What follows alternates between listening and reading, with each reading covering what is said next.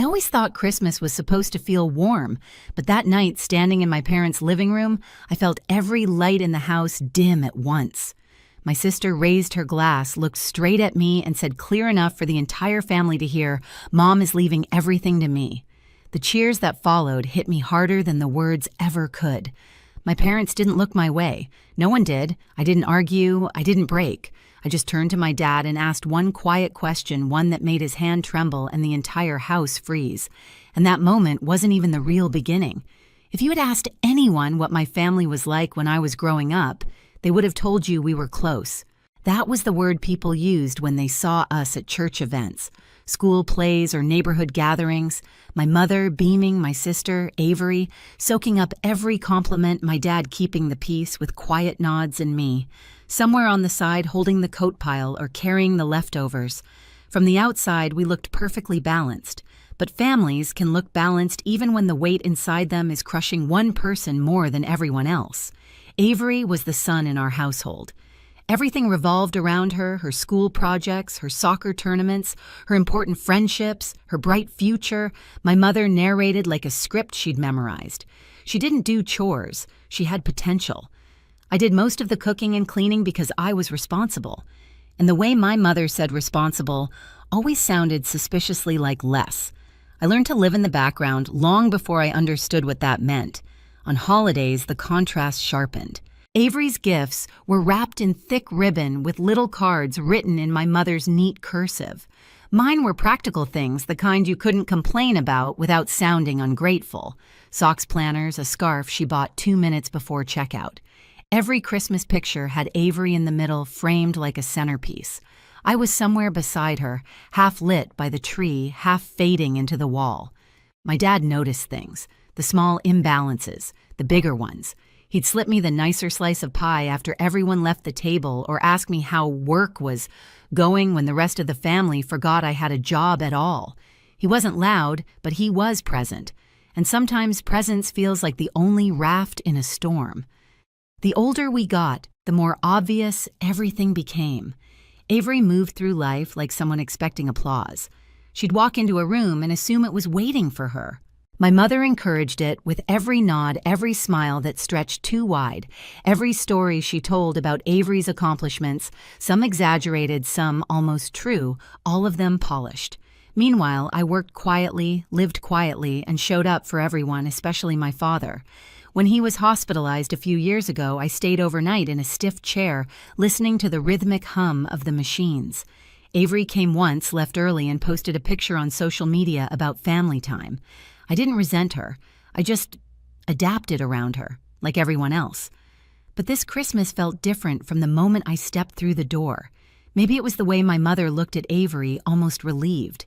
Maybe it was the forced cheer in her voice, or the way she glanced at me like checking whether I'd stay out of the way. Or maybe it was the quiet tension in my dad's eyes. Something waited. Something waiting. Christmas Eve always made me wonder whether love in our family was real or rehearsed. By the time the guests started arriving, the house felt too small for the number of voices bouncing off the walls. Coats piled onto the sofa, boots lined the hallway, and the smell of roasted dinner mixed with pine and cold air every time the door opened. I moved through the noise like someone threading between tides, steady, quiet, unnoticed. Avery, of course, didn't move at all. She floated. She stood near the fireplace in a deep green dress, gimme light catching in her hair, like she'd been staged for a catalog photo. Every new relative who walked in made a beeline toward her. "You look stunning, sweetheart. Your mother must be so proud. You've always had that star quality." I was close enough to hear every word, but far enough that no one thought to include me. I kept bringing out trays from the kitchen, crackers, cheese, refilled drinks, while Avery talked about her job, her plans, her busy life. My mother hovered beside her, nodding, adding little comments like punctuation marks. "That's why Avery will be managing things when we're older," she said, once loud enough for the whole living room to hear. "She just has the natural leadership." It was meant to sound casual. It wasn't. A few relatives glanced at me, quick, polite looks. People give the sibling who wasn't chosen.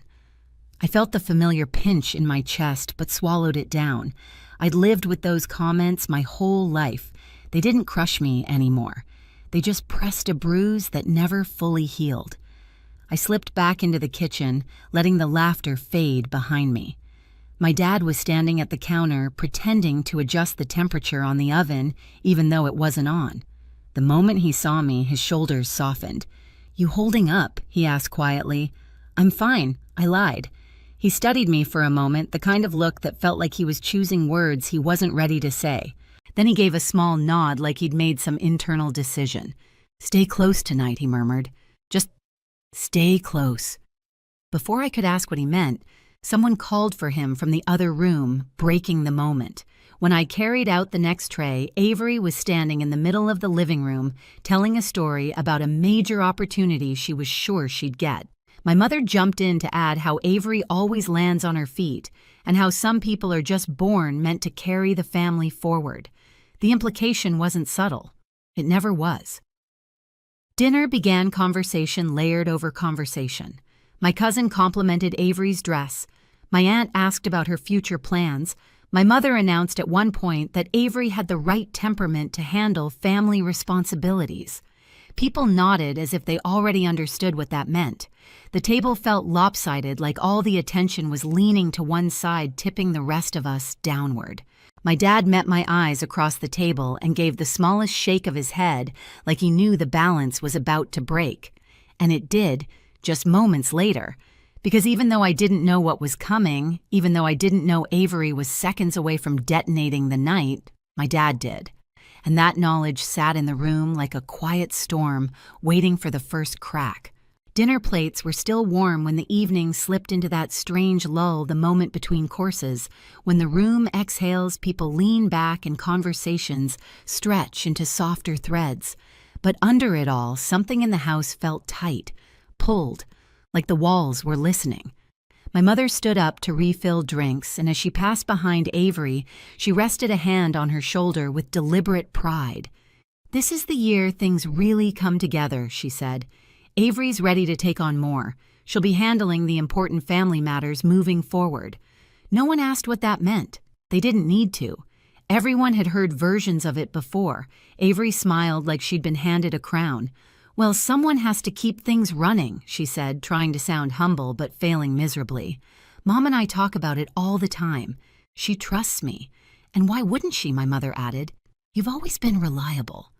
The fork in my hand paused midair. Reliable. It was the word she used for Avery today. The word she used for me only when she wanted something done without argument. An aunt across the table glanced at me, gave a sympathetic smile that didn't land. I wasn't sure whether she felt bad or just felt awkward.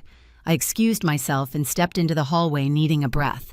The house was warm, but I felt cold, like the insulation between me and the rest of them had finally thinned to nothing. As I leaned against the wall, a memory surfaced uninvited. 3 winters ago, my dad had been in the hospital for a week. Avery stopped by once, took a picture of her coffee beside his bed, then left early because she had a dinner thing. I stayed every night half asleep in those stiff vinyl chairs, adjusting his blankets, learning the rhythm of monitors. Nurses would peek in and whisper, "You're a good daughter." My mother never once thanked me, but she thanked Avery for showing up when it mattered. Remembering that now made my eyes sting. I walked into the garage to steady myself. The cold air hit my face, clearing the fog. The same string lights my dad hung years ago still lined the shelves, small warm bulbs that flickered like they were holding on out of loyalty. He and I used to talk out here when I was younger, when Avery was too busy being admired to notice. As I stood there staring at the tools on the wall, my dad stepped inside. "You okay?" he asked. I hesitated. "Mom's making it pretty clear who she wants running things." He nodded, eyes softening. "She's been doing that for years." "I know," I said quietly, "but tonight, it feels like she's erasing me entirely." He exhaled slowly, like he'd been carrying the weight of that truth for too long. "Emily," he said, stepping closer, "you're not invisible. Not to everyone." His voice had a tremor, small but telling. I searched his face. Something was there, something heavy he hadn't said. "Dad, is there something I should know?" He didn't answer. Not directly, he just placed a hand on my shoulder, firm and grounding. "Just be steady tonight," he whispered. Some truths need the right moment to be spoken. Before I could ask anything else, someone called from the living room, and just like that, the moment broke. But my father's words didn't leave me. They settled in my chest like an ember, quiet waiting. And I didn't know it yet, but that ember was seconds away from catching fire. When we walked back into the living room, something in the air had shifted. The chatter was louder, looser, fueled by wine and the illusion of holiday peace. The fire crackled softly, throwing gold light across the room. Avery stood near the center, exactly where she always ended up, like gravity bent toward her. My mother hovered beside her, refilling her glass before she even asked. Someone clinked a spoon against a wine glass. "Speech," a cousin called out. "It's Christmas, Avery. Say something." Of course they wanted her to speak. Avery never missed a stage. She lifted her glass, smiling like a woman who knew she already had the room. "Well," she began, "this year has been special. And tonight is even more special." She paused just long enough for anticipation to thicken. "Because Mom and I have been talking." And she glanced at my mother with rehearsed affection. "Mom is leaving everything to me." The words fell like ornaments crashing to the floor. For a moment I thought I misheard. But then the room erupted applause, laughter. Cheers, people raising their glasses like a royal coronation had just taken place. The room cheered. My mother beamed with blatant pride, nodding as if she expected this reaction, as if it confirmed something she had believed her whole life. Avery shone under their attention. "We've discussed it for months." She continued, milking the admiration. "Mom wants to make sure things stay organized, and she knows I'm the one who can handle it." My stomach tightened, not just from the words, but from how easily they came, how confidently she claimed what had never even been offered to me. No one looked in my direction. No one asked if this hurt. No one asked if it was fair. My dad stood across the room, posture stiff, jaw set, eyes unmoving. If the room was celebrating, he was the only still point in it, the only one who wasn't swept up in Avery's performance. My mother raised her glass again. "Let's toast," she said. "To Avery, the future of this family." Glasses touched. People cheered louder. My heart beat in painful pulses. I didn't stand. I didn't lift my glass. My father noticed. Avery's voice floated above the noise. "Oh, come on, Emily," she said, laughing lightly. "Be a good sport. You know this stuff isn't your thing." There it was. The familiar dismissal dressed up as humor, the little jab that landed exactly where she aimed it. I looked at her, really looked at her, and something inside me went still, not broken, not shaking, just still. In that stillness, a dozen Christmases flashed through my mind, a dozen moments my mother pushed me aside so Avery could shine, a dozen times my father watched quietly, storing something behind his eyes, a dozen nights in the hospital chair when I held his hand while Avery updated her social media from a restaurant. And suddenly, the silence inside me shaped itself into one clear thought. Enough. I stood slowly. The noise dimmed around me like someone turning a dial. People noticed movement, heads turning. My mother frowned. "Emily, sit down," she whispered sharply. Avery smirked. "This isn't about you." But I wasn't looking at either of them. I turned to my father. "Dad," I said, voice steady, "want to share the real news." It hit the room like a dropped plate. His hand shook. It was subtle, barely visible, but undeniable. My father, a man who stayed calm in every storm, shifted his weight, eyes flicking from me to the guests to my mother. A tremor moved through his fingers as he reached for the envelope tucked behind a stack of napkins on the side table. Avery's smile faltered. "What news?" She snapped, the sweetness gone, her voice cracking at the edge. "Dad, what news?" The house fell silent. Every sound shut down at once. The laughter, the clinking glasses, even the crackle of the fire seemed to hush. The silence pressed in, thick and expectant. My father stepped forward. The envelope shook in his hand. "I wasn't planning to do this tonight," he said, voice low, carrying the weight of something long held. "But since we're making announcements—" My mother's smile stiffened. "What are you doing?" He didn't look at her, not once. He opened the envelope and pulled out a set of documents. "I updated my will months ago," he said, projecting his voice now, letting each word fall clean and heavy. Everything I own, my savings, my property, my investments, goes to Emily. Gasps sliced through the silence. My mother's hand flew to her chest. What you can't we discussed? No, he said, finally turning to her. You discussed. You planned. You pushed. But you didn't ask me. And you didn't treat both our daughters fairly. Avery stepped forward, panic flooding her face. Dad, this is insane. Mom already said I don't care what your mother said. His voice cracked like a whip. She can leave you whatever she has. But my estate, everything I've worked for, goes to the child who stood by me, the child who showed up, the child who cared. His gaze landed on me. Avery's face twisted.